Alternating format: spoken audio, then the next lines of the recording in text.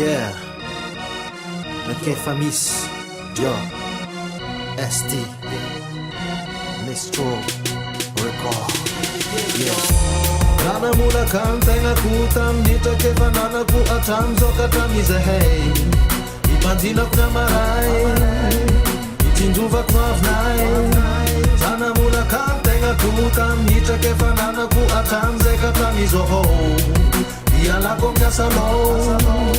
mba ho tontolo vaovao navokwaza lela tegna mijoro amiheviny mamina vinany kalo mamina vinany avy samy manina fomba fijeriny bekariny zanahary togno dray mikisake miazakazake lasa fogno kara mikipy maso defa lasa neritogno lovo manomeno tsiny fanao namboariny le nahare anao ola eo vonina lera ty mirimorimo tsisy kabare fapetsaka ny vita fady masova mafinaritra kosa tanjona oatsy maintsy hotratra tsy maintsy vototosa maro mipanakiana betsaka konina nakandalana kofinga nataona saika hoe amsarabazana enao nananatrazy indrella zay ny fa lasa dala animba ihany ny fantany de aleko zany alabala matkamo am raha nataony tsy misy eritreritry tady trala leftel mbola mijora keto ty SD manala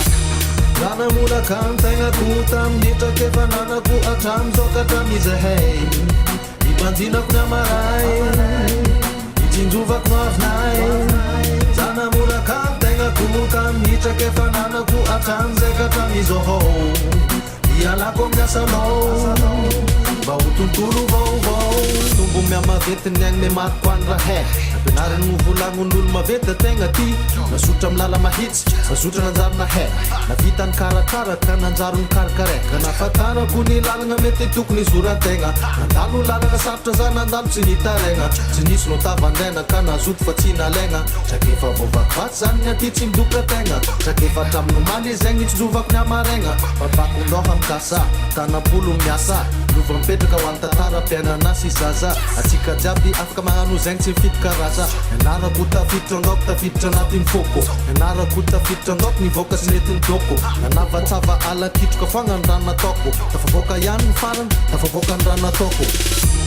nanamolaka ny tegnako taminitra kefananako atramizao ka hatramizahay ipanjinako ny amaray itsinjovako avinay